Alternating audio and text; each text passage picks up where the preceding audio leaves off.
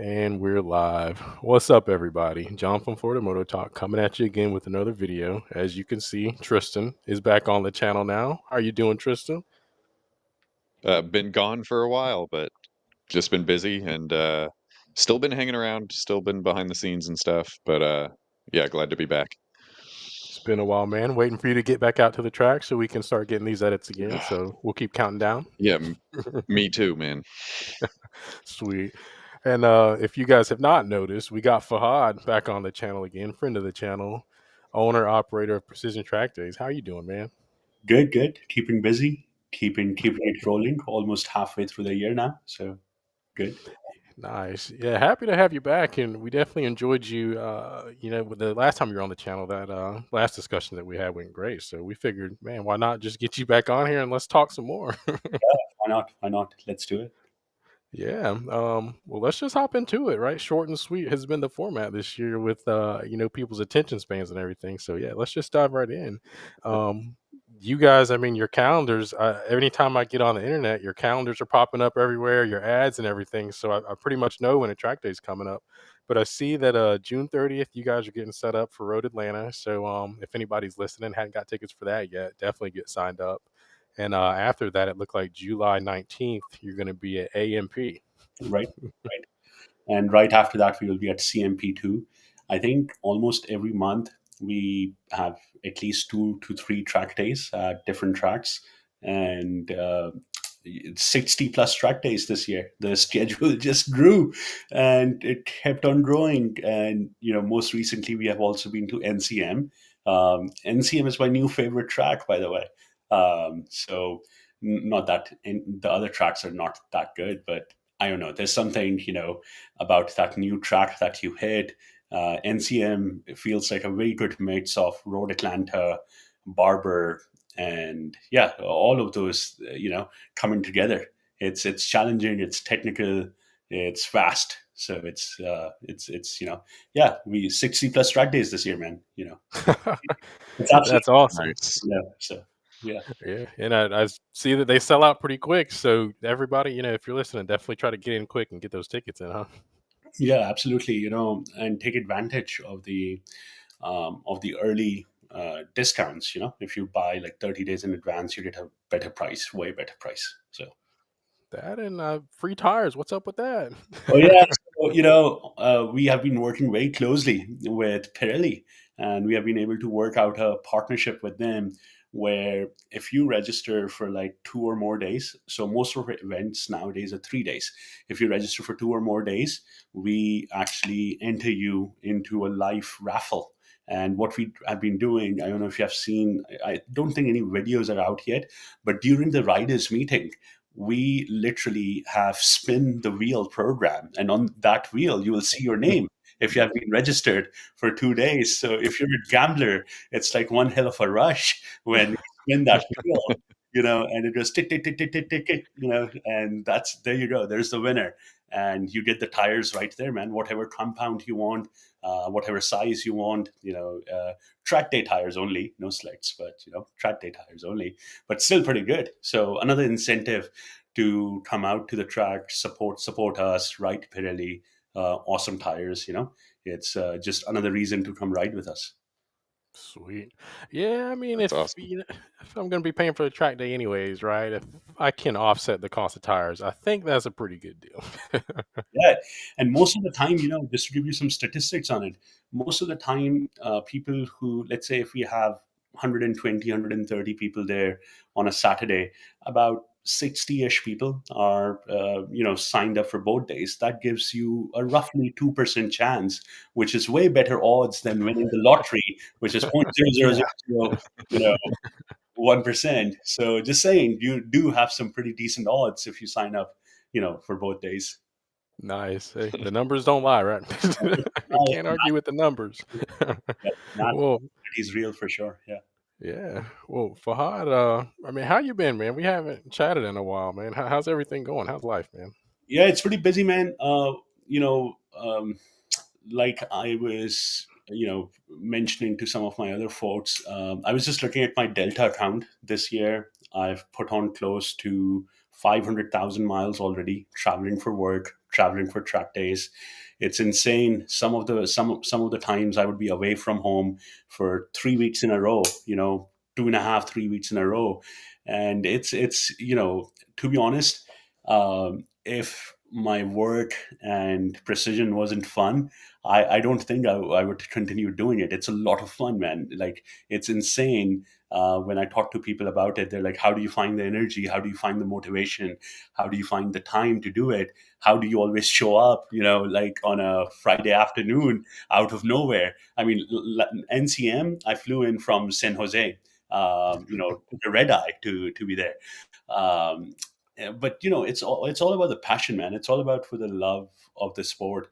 Really love putting these events on, uh, being there, meeting new people. I still, the kind of people that I meet at the track, they've turned into lifelong friends, and Mhm. majority of them are really, really good people, and you just get to hang out and just have fun. But I will definitely say I found ways to make management of events much better. So if you have been to our events recently, you would see they would be, way more organized, way more streamlined, like check in and tech. Like, if you register online and you sign your waivers online, takes less than 10 seconds for you to, check in.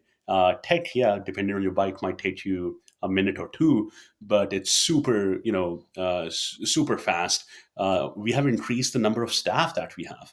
We have now close to 60 people on the roster for coaches. And I think, not to get sidetracked too much, but one thing that I'm really big on is, a lot of times, people would come in and they're like, "Hey, man, I'm an expert racer. Can I coach with you?" And nothing against expert racers; they're great people. But honestly, what we look for in our coaches is, can they communicate? Can they explain to Mhm. the riders what to do? Because you would be amazed, like, how many people who are really, really fast, they just don't know how to communicate and share that knowledge. And it's not a fault of their own, because they're naturally talented, they're naturally gifted, absolutely naturally gifted. But you need to know, how to make it work. And honestly, man, I think that's the difference when you come to or track day. um, when people talk to you, it's very grounded. It's very, they don't have any egos, they don't have any, anything that, hey, look, I'm a 10x champion, blah blah blah. Not that it doesn't matter, it definitely matters. But there's a coach that, I would be amazed if there's not a coach with a personality similar to a track day rider that you will be able to not find and connect with. So I think Mhm. finding the right coaches has been critical to retain the riders. And lastly, I've had a lot of help, with the behind the scenes logistics. So Kevin, I don't know, not many people know Kevin, but he has come on board and he has helped quite a bit with a lot of logistics, a lot of setup, a lot of organizing the events. So it has definitely gave me some more room to focus on more strategic things that are important for the growth. Yeah, that's that's pretty awesome. And you see, I mean, how passionately you talk about it. I mean, it's clear that I mean, your whole heart is in this thing. I mean, we can tell from the product. I just rode with Precision back at Roebling, and it was exactly like you said. I mean, it was cake to from getting there to getting registered to getting on the track. I mean, it was completely stress free. Just Yeah. like you said, just all streamlined. I mean, the bike was tech took 2 seconds. Coaches came and checked up on me throughout the day because I had some buddies that were supposed to go, but they bailed. So coaches saw that I was just kind of out there doing my thing, kind of alone. They came, hey man, how you doing? Came and checked on me, and that's what it's all about, man. Definitely having people that want to be there and just making it as easy and as safe as possible. So that's pretty cool how you have it set up right now. And small things go a long way, man. Like, we always try to send out emails before the event telling you when will gates open. Something as small as that. When will the tire guy be Mhm. there? When will when can you expect early registration to start? When can you expect, what should be your schedule like? It's really when would be dinner, or if we are doing two uprights. That's the other thing. Again, not to get too sidetracked, but two uprights have been so popular, man. And this idea came from when I was learning to ride. I went to a lot of schools, and one thing that really opened my perspective, or I should say broadened my perspective, was getting on the back of a bike with a pro rider and just towing me around, and just to gain the confidence when there are two people on the bike, how smoothly can they still brake. They were still going 20 seconds faster, 30 seconds faster than I would by myself. So it's extremely that. I think that is an insane value, that if you're a new rider, that you can take advantage of, and a lot of people in our Charlie and Delta group definitely take advantage of that. So it also encourages people who have never ridden on the track to just come and experience what's it like, and they're like, holy shit, this is insane, this is amazing. I mean, yeah, so it's I think you just have to think about how to continue to work with people to get them uh, up level their skills. That's really important, so they can, it's a hard sport, man. We shouldn't lie to ourselves. It's very hard, and improvements come in doses. Some steps are easier to climb, some steps are not so easier to climb, and that's why having the right tools, having the right ecosystem in place, it's so important to have the right mindset of people, having the right products, having the right tool sets, to help you progress. So I hope people who have attended our events, or plan to, would see that as a big value add to them, to their day, for sure. So when I first rode with you, and I think John came out the last day or the second day that same weekend, it was your first time at Jennings, Yeah.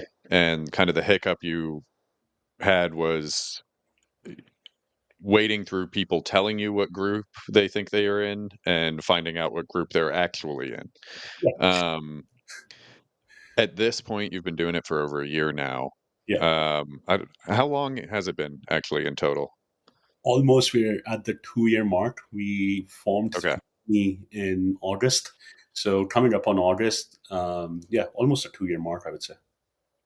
Okay. So at this point, 2 years in, what percentage of your average track day crowd is return clients that now you kind of know their history, you have information on their pacing? Because I know you track all that. Yeah. Um, and what percentage is new people still kind of funneling in slowly over time? Yeah. So, what we realized was, without giving away too many of the trade secrets, uh, we realize there's a lot of misconception in the track day world, that you always have to get new riders to do track days. Yeah, of course, you have to do it. But like any other business, acquiring new customers is much harder than keeping existing customers. So from the very start, we were very focused on retaining existing customers. How do we make sure that, if there is a competing event, they choose us versus, one of their competitors? Um, and what it really comes down to, I will just share a broad number with you. Our retention rate is insane. We are over 90%, and our repeat customer rate. So it's complete insanity, which is, or maybe it's not, because the service they get, the experience they get, it's pretty badass. But I think in the end, it just comes down to a few things. Provide them with a complete guest experience from the time they enter the racetrack, to helping them find where they should pit, where they should go for check-in and registration. If they're getting one-on-one coaching, where is their coach? What time will they get on? Literally, we treat it like as if we were in the hospitality business. And not, hey man, just show up, and we will figure this out. So, but long story short, to answer your other question directly, we have now created a page. It's been in existence for a while, where you can clearly see what our group requirements are. So if you want to be in our expert group, without a coach evaluation, you have to have an expert race license. There are no two ways about it. And I think that's pretty much standard with any other reasonable organization as well. If you want to be in our Bravo group, you need to be at least riding intermediate with some of the other track day organization. And what we do is we ask for proof from them. And the proof is very simple. They can log into any other track day provider's website, take a screenshot of their name and riding skill level, and go from there. So it has really, and one thing I will tell you, that has really streamlined things, because we don't let anyone, unless they provide those credentials to us, of being in A or B group, they cannot sign up. If you try and sign up right now for A or B group, it's locked. If your profile has not been updated. Now, what we have definitely found is we are making our way in helping people understand the big difference between our Bravo and Charlie group. And a lot of people get confused. But when they come and ride with us, they realize our Bravo group is generally, on most days, I would say majority of the days, is much faster than the intermediate group at most track day organizations. Or they're usually the top intermediate riders. Or Charlie group is really, if you're new to the sport, if you just have gotten bumped, you will find a better fit over there. So, we try, a lot of people, they message us on WhatsApp, they message us, they email us. And we just have a very, open and genuine conversation with them to understand their riding journey, their riding experience. And then we provide them with a recommendation on where they should fit in. We also have pretty close ties with Vera, with Pan Am, Astra, and we can see what your race results look like. Uh, just FYI. I mean, I can pull up your name and I can see your race history. So it helps a lot. So I think Mm. that has come down to an absolute minimum now. It's very rare that that we will run into that issue anymore. Awesome. So you said you're managing like home life, you're managing full time job, and then you're managing another full time job with precision, right? So kind of I'm wondering kind of what sort of steps do you take as you go through the week as you're transitioning from your full time job to your second full time job here. Kind of how do you prepare for the weekend? What sort of things need to be in place to Yeah. have a successful event? So, sure. So we will dive into it. But my philosophy is pretty simple, man. So the way that I see it is I see them as three quadrants, of a circle. Three splits of a circle. First is personal life. Second is obviously my full time job. And third is precision track days. What I've realized over the 2 years is on any given week, one out of three will suffer. A little bit. There's no way around it. One out of three will just suffer, absolutely suffer, regardless of how good your intentions are, regardless of how good you try to manage things. So that's why I brought on more help. That's why having Kevin join us, having more coaches on the roster, investing in marketing. So I'm sure you might have heard this saying, or if you haven't, you have to find ways to make the business work for you, and that's what I've been doing. I've done multiple startups, and I've seen what it takes to grow from Series A to Series E, and literally that's how I'm treating Precision Light, bringing the right people on the bus towards the destination that we are heading towards. So, I will give you three big things that we have to do when we prepare for an event. First thing is, secure the coaches. And you would be surprised, how much work it is to securing the coaches. You send out a general email and be like, hey man, event coming up, who's in, right? That's how we used to do it like a year and a half ago. And it was a mess, because then you will get 30 replies, and then I will mess up someone's name or forget about someone, and it was bad. Now they have like literally a one-click registration system. Hey, you want to show up to an event? We updated their profiles, they have a coach designation on it. Register, boom, done. Now I can see exactly who's coming on what day, so I automated that part out of out of the work that I have to do. The second big thing was at a lot of our events, pretty much like 90 plus percent, we do food, we do catering, right? Working with vendors to make sure, working with threats to make sure that quality food is there. They're there on time. They're there to serve people. So, Kevin has taken a lot of that on himself. That's really big. The third thing is we sell a lot of add-ons like one-on-one coaching to uprights, and it's not over once you place the order. What you will see is if you place that order, you will get a call from us. So we have automated this to a point where the coach gets an email, and Kevin has a big hand in making it happen. That says, hey man, this rider just booked you. You might want to call them to ask, what do they want to work on? What's their riding experience like? We do ask some of those basic questions when they're registering, but the idea is to connect them before they even are on the track. So they establish a rapport with each other. So when they meet on the track, it feels like they already know about each other a little bit. And setting them up just beforehand was a nightmare, because we were selling, and still are selling, like 8 to 10 one-on-one coaching every weekend, which is insanity. I mean, like, I've never seen so one-on-one coaching to be so popular. Um, the same thing goes for things like, we now also have a large inventory of suits, lap timers, GoPros, airbags, and people order that. Just fulfilling that request, having an automation system around it, and then having someone on the ground to make sure when someone checks in, having it right there that, okay, John just checked in. He also ordered a lap timer. He also has a one-on-one coach, and he's renting a suit.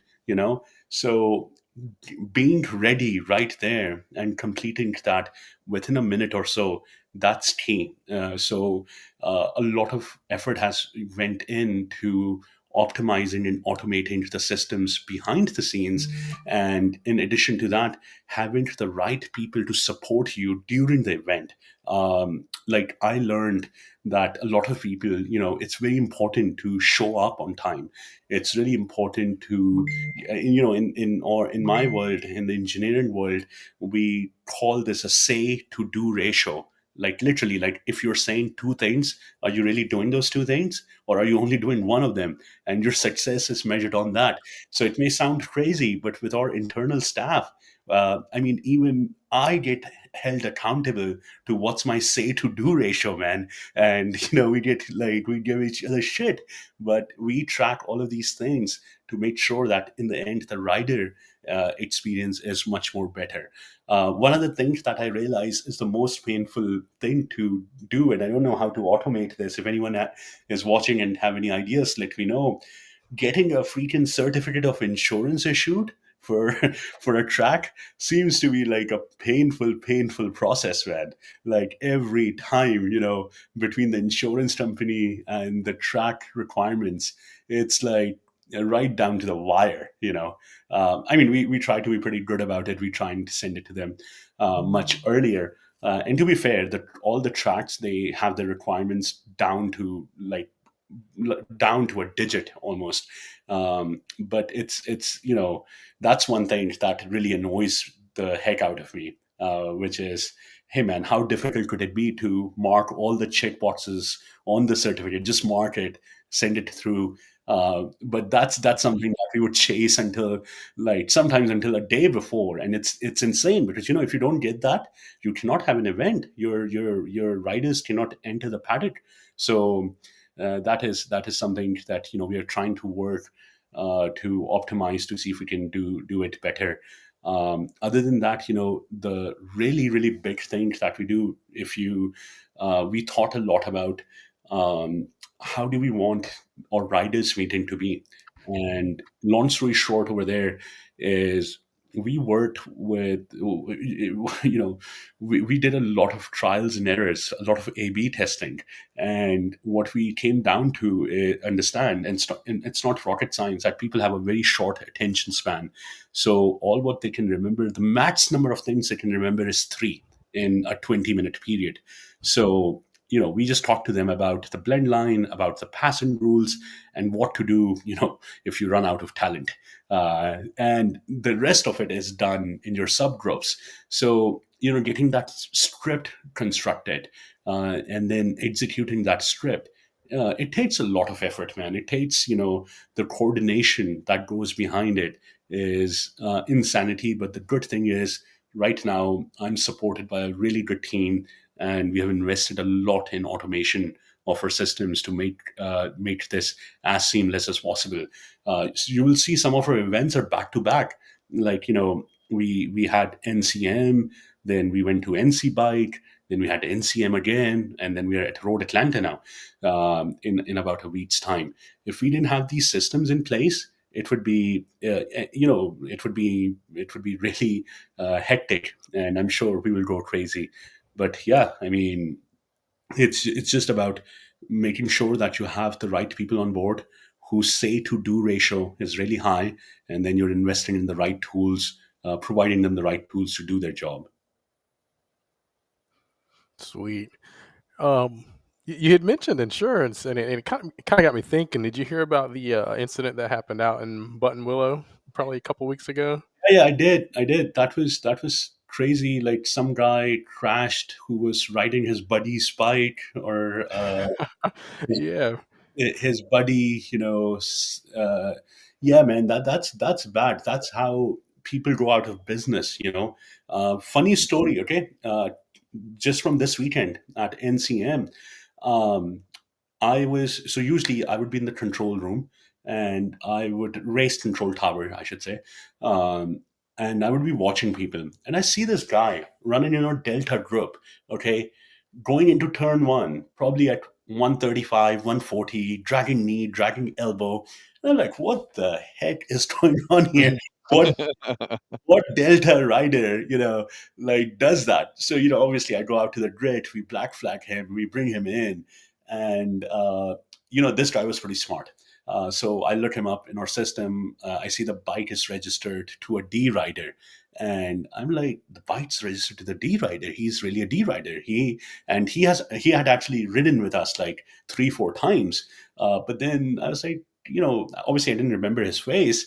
I was like, something's not right. So when I asked him for his ID, he was like, "Nah, man, my buddy just sold me this bike, and I thought it would be a good idea to just take it out in the D group." I was like, "Dude, you cannot do that. That's a massive liability. Like, what are you thinking?" The good thing was that guy was still registered. At least he was not cheating us, but he was just riding, in the wrong group. I was like, if you just wanted to test the bike in a lower group, or if you just wanted to ride with your buddy, honestly, I just want everyone to know it's not a problem. We will give you a sticker, and you can ride in a group lower. It only goes lower. You can't ride in a group higher, but you can ride in a Yeah. lower group. And as long as you respect the rules. But shit like this is, completely unacceptable. What they don't realize, it's not the money, like $300, $500, even, $10,000. It's not a make or break for any track day organizer. What's a make or break is a lawsuit worth millions of dollars. So don't, if you're struggling, ask us for a discount code. We will give you a discount code. Don't destroy, any organizations. I mean, that's just bad.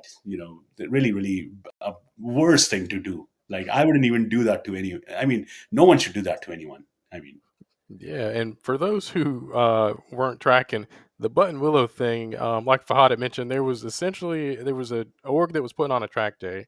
There was a guy who had paid for his track day. He was like a member with that org, well known guy, and for whatever reason, he invited his buddy to the track day, put his sticker on his buddy's track bike, and then let his buddy get on track without signing any waivers, without paying any fees or anything. And as you can imagine, that guy went out and crashed, and then ended up having to leave in an ambulance, and it became Yeah. this whole thing when they went to go look up the guy. EMS was trying to figure out who he was, so they went to try to pull his records and stuff, and they're like, we don't have this guy, on file, and the cat was kind of out of the bag at that point.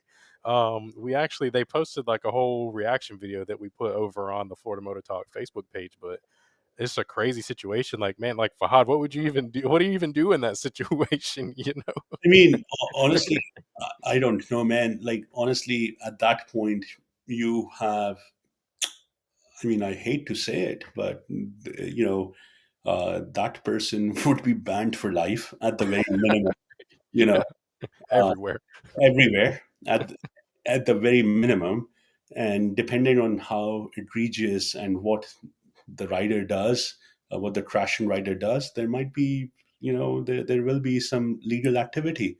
And it's, they won't have they won't have a strong case. Um, yeah, don't do that shit. It's really not worth it. It's just, unless you want to be banned from every org. I mean, don't do that. It's really, really a poor decision. I mean, can you imagine, like, think of it this way, forget the org. Can you imagine me calling your emergency contact and be like, hey man, you have crashed, and I don't, you are in this and this hospital. Do you Mhm. want that experience? Do you want your wife, your girlfriend, your parents to go through that experience? Just think with your brain a little bit, man. I know we ride motorcycles, but make good decisions, for goodness sake. I mean, come on. Like, yeah, do you want that call to go to your emergency contact? Because we will call them.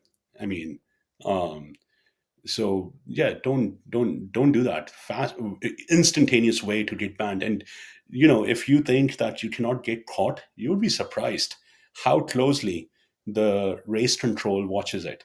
Most of the corner workers, or I should say all of the corner workers, all of the race control, they have a pretty good eye.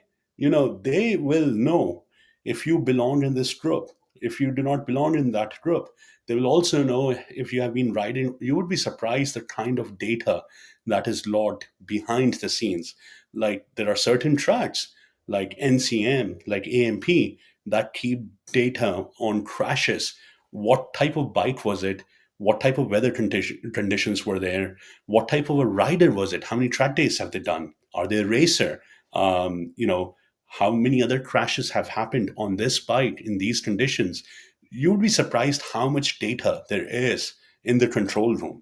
So if you think you can get away with it, yeah, maybe you might get away with it for a few laps, but I assure you, they will find you. I mean, and when we find you, it's not, it's not going to be a good conversation. We definitely don't want to have a good, we definitely don't want to have that conversation with you. So Yeah, and just being in a track day org, I mean, riding on the track is inherently dangerous, anyways, right? So it makes sense that you guys involve so much data when it comes to the riders and how many track days they've had, their history, and everything. I mean, you have to do that, and from the safety perspective, and riders should expect to have that sort of data collected on them. I see no issue with it because it's just making everything safer. You can catch problems before they even become problems.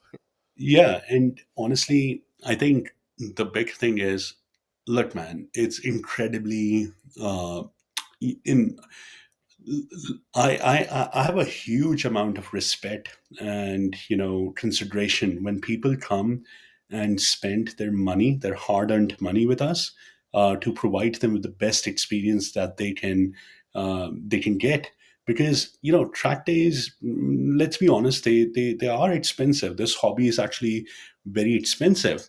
So try and be considerate of the people around you. They've spent a lot of good money. You don't want something to be go off schedule, something to be distracted, just because you wanted to save on 200 bucks, 300 bucks.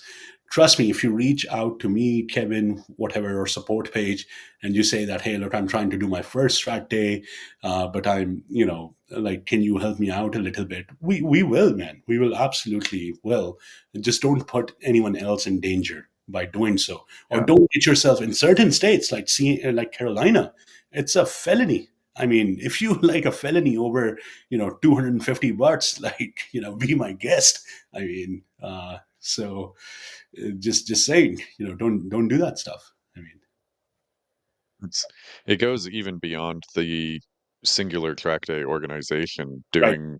Doing stuff like that puts the entire industry at risk Right. because one bad case, like, I mean, I think we all remember the guy at Laguna Seca Right.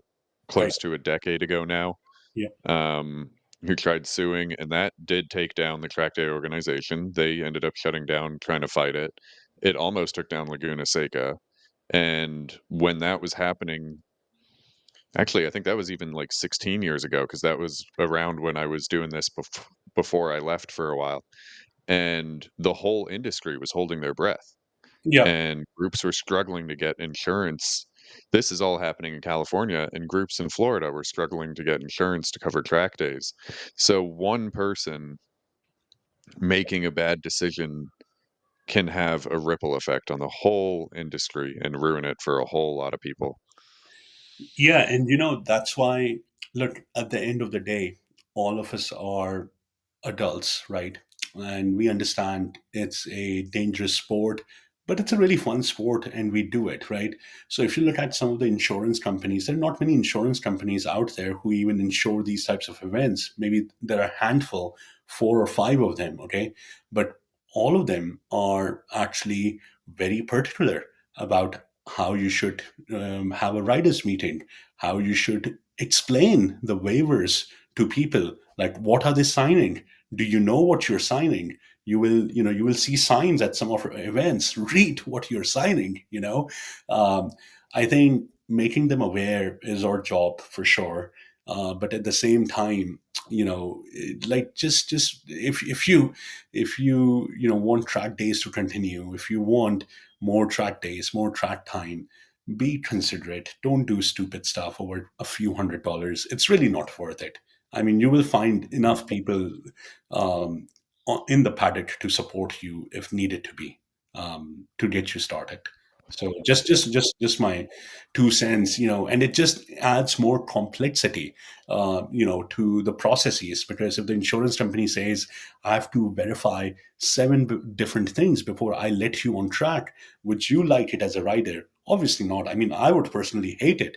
So don't make them, add on more shit than they already do. So, uh, and obviously they do it for good reasons, but still, like, let's try to be good citizens. Let's try to be good riders. Try and not break rules, man. Come on, don't break rules that can kill the entire sport. So. Does the cost kind of vary for insurance, like from track to track, or is it kind of like a flat rate, or how's all that work? Yeah, so the way that it works is, for most track day organizers, if you're doing anything over 20, 30 track days, you just pay a flat annual premium. So it goes, obviously I'm not aware of what other track day organizers pay for insurance, but the way that it works is you share with them that, hey, here's our schedule, and they will give you, this is what you pay for liability, and this is your per event premium, a very small per event premium that you actually pay. But it's very manageable, to be honest. Right now, in the Southeast at least, I feel the more days you do, the more manageable it becomes. So it's not a huge barrier at the moment, but again, it also depends on your safety record. It also depends on what's your protocol as the day gets started, as the day gets run, and that's why having experienced people, like, there's a big shout out I want to give to FPF, if you haven't heard of them, Flagging by Phoenicia. The kind of lots they keep, the kind of lots they maintain along with the tracks, it helps us out massively uh, in avoiding, in making sure that we did our due diligence in doing so. And we are doing that not to stay out of trouble, but it's also to provide you with a better experience. Like, would you really want to ride, a D rider with a D rider in the A group, or vice versa?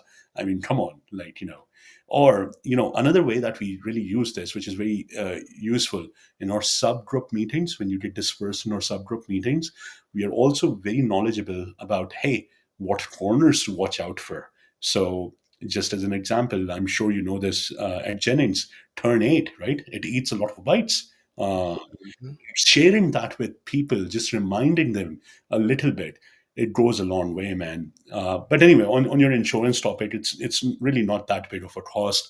It's just a little bit cost of doing business, and the more business you do, the better the rate that you actually get.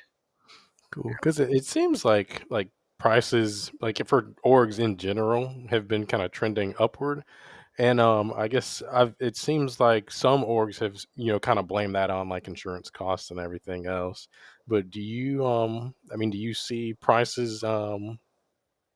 your prices sort of increasing with this sort of insurance? It doesn't seem like it's too big of a problem, like I said, based on your safety record and everything. But Yeah, um, no, sorry, go ahead, complete your thought. yeah, yeah, that was it. I mean, I was just wondering, like, sort of how you felt about that. If you felt like your prices might go up with the cost of insurance, or you don't think it's um, as No, big of an issue as maybe some other orgs are making it seem. I mean, no. Honestly, I think to be fair, it's maybe it's not a fair comparison, but I will give you a very simple way to visualize this, and it happened to me. So I had a minor fender bender with my truck. Okay, and the next thing I know, they raised my premium by 30%. Then I claimed like diminished value on it, so I had to fight, and I got a pretty decent paycheck for a diminished value on my new truck. But the next thing I know is they raised my freaking premium by 80%, and I'm like, what on earth is going on over here? So to be honest, we have been very lucky. We have been very we should be very gracious that we haven't like run into any of those issues. I'm sure it's the more issues that you have, probably your cost would be higher. And at the end of the day, insurance is all about a probability business. Okay, so what are the chances that and please don't take this in the wrong way, or this is not implied in any negative way. But if you have incidents which go to court, or where a lot of to be fair, a lot of these incidents, I don't know if you guys know this, they don't even go to court. Okay, they're just settled out of court. But if insurance is paying out of pocket, yeah, of course you can expect your pricing to be increased. But the thing is, no one knows about how many such incidents have happened. No one shares that, and no one should, right? Like it's their own private matter. But I feel like there are certain things which I bucket into cost of doing business. So, for example, paying your flaggers, right? Like I talked about flagging by Phoenicia, paying them, paying your insurance cost, paying your Gmail cost, to have your support email. It's just the cost of doing business. And as a good business person, you need to account for it. If you're not accounting for those spikes, there's maybe something wrong with your business plan. Maybe you need to revisit it. That's it, at least how we look at it. When I started this venture, I don't know if I said this in my first talk or not, but we entered this market with a 5-year plan. We are here to stay, and we will be as aggressive, and we will be as as upbeat, as passionate about changing the Trackday world as we can. So I didn't just enter into this and be like, yeah, man, let me just sell some spots and let me just make enough money so I can get the next Trackday deposit done. That's not the case with us. And to be fair, most of the other Trackday awards, that's not the case with them either. Um, you just need to understand, you just need to have good business principles and a strong financial foundation. And speaking of changes, I mean, what sort of crazy stuff do you have in the works? Maybe a bunch of new tracks. Oh yeah, I mean, so we love NCM right now. NCM has been the newest edition, and we have been doing 3-day track days. So I don't know, but about you guys, but I love ending my week on Thursday, and um, being on the track on Friday. It's like freaking Mhm. amazing. Like even if you get like a half day in, I mean, it's awesome to be on the track on Friday. And but one other thing I think you might also see, there are certain times when we also do Saturday, Sunday, and Monday. And a lot of our, people who work in the service industry, a lot of riders who work in the service industry, they love Mondays, and Mondays are generally slightly cheaper. So are Fridays. They're slightly cheaper than the weekend. So it's a great way to, get that rolling. So, I really like NCM. I think it's one of the most hidden secrets that have been kept out there. If you haven't tried it, you should give it a go. It doesn't matter. Try it with any organization. It's a beautiful track. The other thing is we are also trying to do more track days at NC Bike. Sam at NC Bike is phenomenal. Like, I've never seen, one guy do so much. Everything from track management to, whether it's catering, whether it's corner workers, like, it's like hats off to him. Whether it's even managing a fleet of bikes. So NC Bike is big on our schedule too. You will see a lot more days, hopefully, next year, and maybe some more this year too. Other than that, we love our regular tracks. Like, we have incredible amount of love and support from Roebling, from CMP, from VIR. I mean, all of those tracks are pretty good. It's still, I wish we could have done more track days at Road Atlanta. And we're trying to work over there, but Road Atlanta is such a tough track because they have days scheduled. Like, I think they're booked like 90% of the 365 days that are there. It's so hard to find availability over there. But I hope, we can add a few more weekends at Road Atlanta. That would be good. But yeah, NC Bike and NCM, amazing, amazing tracks to check out if anyone has not been there, and especially if you're in Tennessee area, if you're closer to Atlanta area, go check them out. The last thing I would say is AMP, also Atlanta Motorsports Park. I know a lot of people think that, hey, look, it's not, it's a track for only small bikes, or it's an unsafe track. We have had two events over there so far, maybe three. I don't remember exactly, maybe two or three, both sold out events. And guess how many red flags we had? Both events, maybe we're talking less than three red flags. Okay. And Nice. yeah, so that's the other thing we keep count of, um, how many red flags we are having per event. And you would find an interest. So we've found an interesting correlation. We don't know this for sure, but we notice the shorter the rider meeting is, the lesser the red flags are. So if you remember what I was saying at the start of of our talk, of our conversation, we just focus on 3 points: blend line, passing rules, and what to do in case of an off track adventure. You would be surprised. Like, people listen, and people, but if the riders meetings are like 50 minutes long, 40 minutes long, then it's easy to lose attention. At the end of the day, you're a human. Sometimes it's hot out there, man. You're sitting in the sun. It can be hard. It can be hard. So all what I'm saying is, again, please do not take this in any negative manner. All what I'm saying is, we pay attention to a lot of these small things, and we try to optimize them, that will give results, so a rider has better experience when they come to an event with us. Yeah, and I see that the Road Atlanta round, so that's Monday through Wednesday. Yeah, Did I see Monday. those dates right? Yeah, that's right. Monday through Wednesday. But hey, look, it's a July 4th weekend, man. You should take off. Yeah. Like, who doesn't work July 4th weekend? And it's pretty funny. This is the second time that we're doing it this way. I think last year it was only Monday and Tuesday. This year it's Monday, Tuesday, and Wednesday. And on both ends of it, there's another motorcycle track day. So there's an event before us, and there's an event after us. And personally, I will be there the whole freaking 7 days. I don't know how will I ride, but if you're a fan of Road Atlanta, but you should be there all 7 days. It's very rare to get any events at Road Atlanta, so take advantage of it, regardless of what org is out there. Man, find a way to get there. And again, it's July 4th, man. Come on, you hang out on the boat all the time. Do something different this time for Yeah. Which Which track would you recommend that we drive up to from Florida? From All Florida, the Yeah. definitely Road Atlanta for sure, and you need to try NCM. NCM might change the way at how you look at tracks. I know it's a haul for you, probably like a 8.5, 9 hour haul, but it's worth it. It will be worth it. Their facilities are top notch also.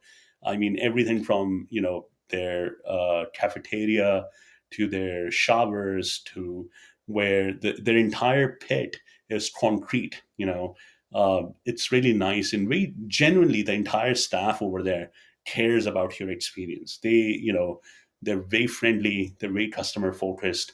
It's amazing, man. I've only seen that at a very few other tracks. So it's something they're trying to set a standard for. So NCM, if it's in Bowling Green, Kentucky. It's right near the National Corvette Museum. If you haven't been there from Atlanta, I think it's only about 5 hours. So from you, probably like 7, 8 hours. Give it a shot. You will love it. It has everything from a tabletop, and yes, I do mean a tabletop. Literally, if you're going at the right speeds, you will, really at the tabletop. It will feel like a tabletop turn. To deception. Deception is actually one of my favorite turns at NCM. So literally, you come up to this turn, and you're like, oh, the track is actually going left. But, oh, sorry, it feels like the track is actually going right, but it actually goes left. So it really makes you work on your vision. It really makes you work on your controls. Like nothing, I haven't had such an experience at a track which teaches you the value of late entries. We all talk about, hey, try to enter a corner a little bit late.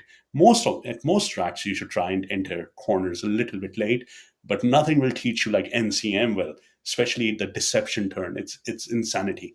And then the front straight, amazing, man. I'm a big lover of 1000 cc bikes. So with my M1000 RR or the V4R, there's nothing like opening it up on the front straight, hitting it, going sixth gear, hitting it to a max speed. It's like freaking amazing. I mean, you have to give it a shot. You have to give it at least one shot this year. But Road Atlanta first, though. Ro- Road Atlanta yeah, road first, or trip is coming up. So if you have the urge to do it, you should do Road Atlanta first. The other thing I would say, which is really so, one of the other things I see when people come to track days, at least when I used to go to track days, I wish I could go to more track days now. As a customer, I would always think about the facilities around me. Like, is there a good hotel? Are there good restaurants? Is there something to do around? And honestly, Road Atlanta, you have a lot of things around you. You have good hotels, you have good restaurants, you have good things around you. Same is true with NCM also. Really good place to be at. Amazing food, amazing people. Yes, but yeah, if you have an itch to do a track day, come to Road Atlanta. It will be a lot of fun. We're doing 30-minute sessions over there. So, it will be a test of your endurance for sure. If you're a racer and you want to get some seat time, you will get an incredible amount of seat time for the next 3 days: Monday, Tuesday, Wednesday, towards the end of June. he's talking to you, Tristan. That's an invite right there. What are you gonna do, it's man? it's not in it's not in the books right now. Yeah, Oh, I we wish def- though. I need Roebling and Road Atlanta are on my list right now. I just looked it up. NCM is, if I were to leave right now, driving overnight, 12 and a half hours away from me. And with my current vehicle, I have to stop every 2 hours for fuel. So it'd probably be like a 15-hour drive for me. I think that's where you should just be like, Fahad, I want to take advantage of your Arrive and Ride program. I'm just going to Yeah. add in. You let me rent one of your nice bikes and, hook me up on the track day. And that's it. Yeah. Flying would probably be cheaper than driving all the way. or Yeah. get Yeah. some pilots on your staff that can fly down here. Start pick up riders, fly them to the track. The funny you say that, because the two of our staff members, and one of them is me, The other one is a tech guy behind the scenes. Both of us have our private pilot licenses. We have our Oh. PPLs, and we both, convinced our wives, saying that, hey, we are going to help, you know, we are learning this so we can help transport people. And then we very quickly realize that we cannot transport people, man. Like, there's an entire different designation, there's an entire different, set of ratings that you have to pass through. But hey, at least convince the wife to let me spend money on learning how to fly single engine planes. So that has been badass. Like me and Kirill, like we have been learning this together. So it's been awesome. One day, I might. And tracks hate this stuff, so I haven't done this. But it would be freaking amazing if there's only one track actually that does that. We don't go there because it's all the way on the west coast. If you have heard about Indy Motorsports Park, Indy Motorsports Ranch, I should say, it's in Arizona, and you can land your private plane over there, and it's badass. Like, you land your private plane on the track, so it's like freaking amazing. Um, but the same, uh, yeah, it's fun learning to fly. And I've met a lot of people. Funnily enough, recently I've been meeting a lot of pilots who are getting into track days. One of our customers, like Stephen Day, man, like he has been flying all his life, and he's like, yeah, man, I want to do something more exciting. And More excited. Okay. and then, we have another customer. He used to be a F-16 pilot. Okay. And he's like, man, this is my passion. Like, but I want to get into motorcycles. And he has progressed so fast from being a Delta rider all the way up to a Bravo rider. And hopefully very soon he will be in the expert Alpha group. It's amazing. I think motorcycle, tracking your motorcycle, flying, they're such intense hobbies that you meet so many like-minded people that it's just amazing. The kind of relationships you create are absolutely lifelong lasting. Yeah, Yeah. this isn't pickleball. Yeah. By the way, pickleball is pretty hard to play. I was playing, I've played it for the first time when I was in California with some of my colleagues. It's actually pretty damn hard. It's not, it's quite, and it's complex, like how the scoring works and all that good stuff. But no, but true. Like this is a intense hobby for sure. And yeah, you just have to invest time and money to get better for sure. Yeah, that's pretty cool. Didn't know you flew planes. Learn something new every day. Yeah, Also didn't yeah. Also it, didn't know there's a track where you can land an airplane and then go ride a motorcycle. it's Best of amazing. both worlds. And honestly, if you look at the Flat Rock Motorsports Park, hopefully that will be open to motorcycles soon. There's still some time to go, maybe a few years. But they have also created a landing strip for planes to land. It's not on the track directly; it's like a mile away. But anything to make it more convenient, it helps. So Very cool. One more question for you. This is a silly one. sure. So it's a weird one. Do you Sure. watch motocross by chance? I personally do not, but Rafi does. Yeah, he's a big Rafi and Kevin do. But yeah, I mean, and they keep playing fantasy motocross all the time too. But I don't know much about motocross. But anyway, ask what you were going to ask. So like in motocross, right? They do this thing. It's the coolest thing I've seen. But they get most of the footage from the races with these little drones, right? These Yeah, little yeah, these like high speed drones, and they can put them like right. They put them right over the track, and I mean they're right in the action, and it's just really cool to watch. yeah. Silly question, I warned you. But have you guys ever? I mean, and I guess it could be a pretty big liability. But have you guys ever thought of maybe doing anything like that? I mean, I know the trackside we have the trackside photography, and now we have guys that can put together video edits and everything for you too. But Yeah. have you ever thought about any other sort of multimedia like outlets like that? Yeah, absolutely. We have. And why wouldn't we? Because we want this cool footage. So Okay, nothing, so not a dumb question then. not a dumb question at all. And honestly, there are certain tracks where they will allow you to do that. So CMP is a good example where you can do this, but there are certain conditions. You have to be a certified drone pilot to operate a drone. And I'm not sure if there's any other track besides CMP which will allow this. But to be honest, it largely depends on who is insuring that track, who is the insurance provider. Some of these insurance providers are like, absolutely no, this is just asking for trouble. And some of them, and to be honest, one thing that I've seen, although I've just been dealing with them for the last 2 years or so, I'm noticing there's a lot of progression that needs to be made on the insurance in the insurance industry, and but and they're always a little bit slower to adopt. But the good thing is, I think we're pushing them. We are asking them for things. We're asking them why not. Why is it not safe to do this?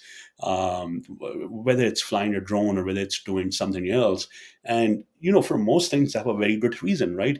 If you have an uncertified person flying a drone, it goes out of control, distracts a rider, hits a rider. I mean, come on, you don't want to cause a crash because of that. So it all depends on coming up with reasonable procedures to minimize the risk. The risk will always be there, man. Like, you can fall in your shower and die over there, but how do you minimize the risk? That's the big thing.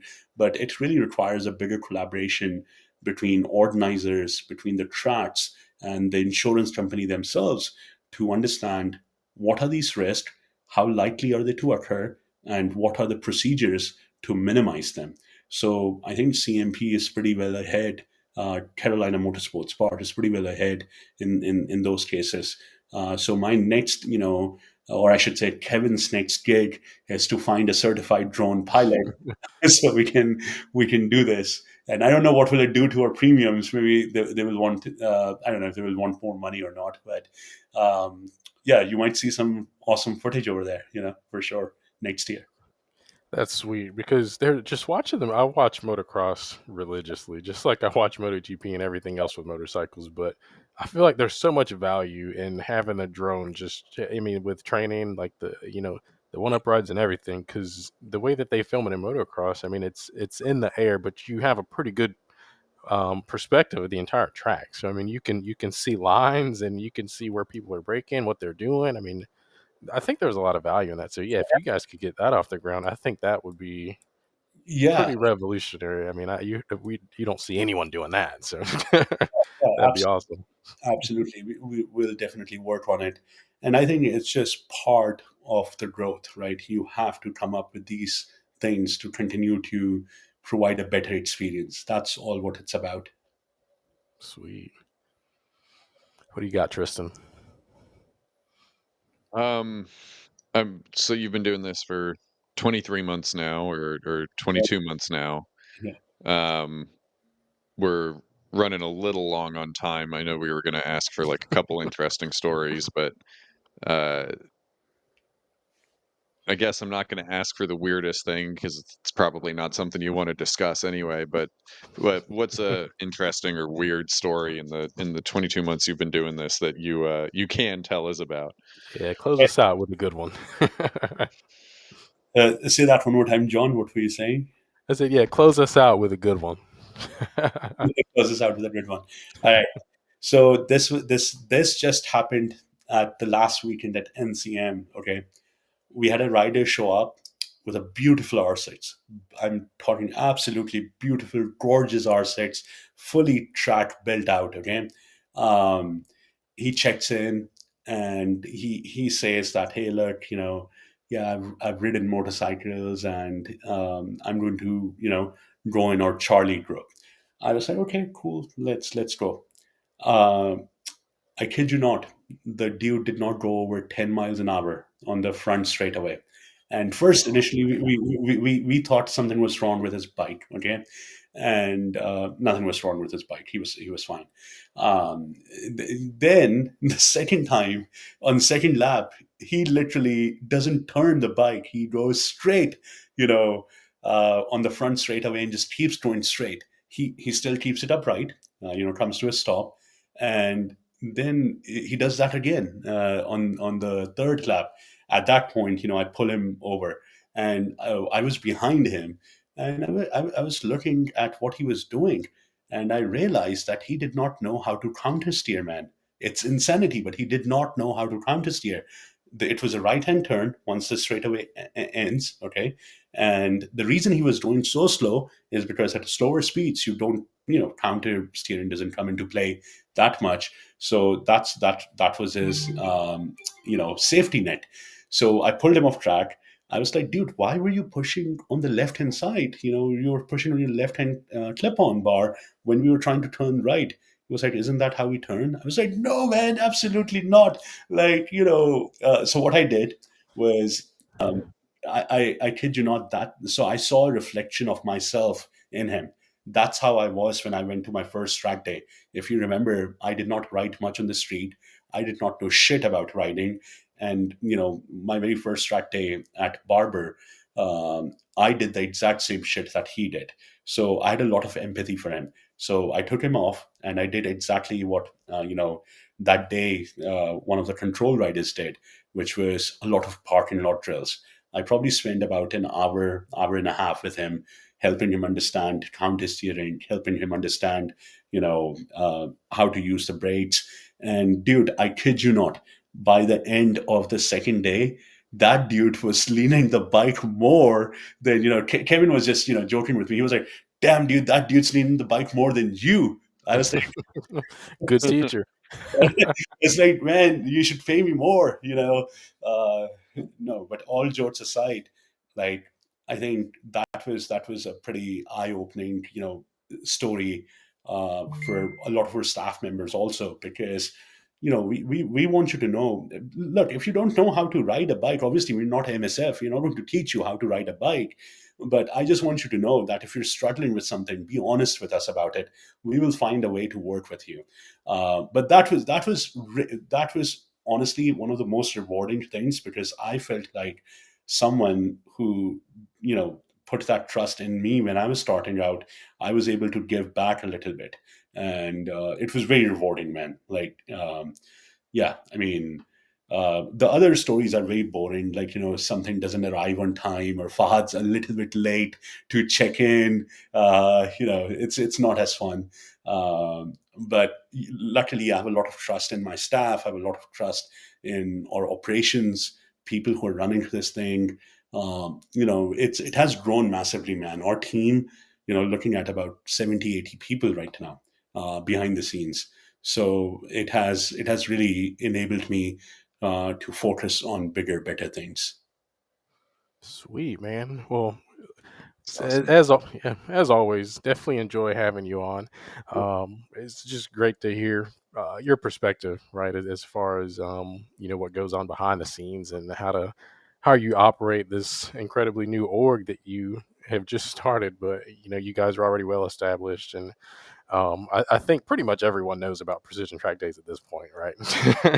Oh, thank Right. you. So Certainly. Hope so. Yes, I mean, it just goes to show, I mean, how good of a job you're doing, and just cool just to have you on here, and just to continue to share that information with everyone, and hopefully, having you on here, we can help grow the org. For everybody that's listening, once again, Fahad, owner operator, Precision Track Days. A lot of track days coming up, and you can book those track days at precisiontrackday.org.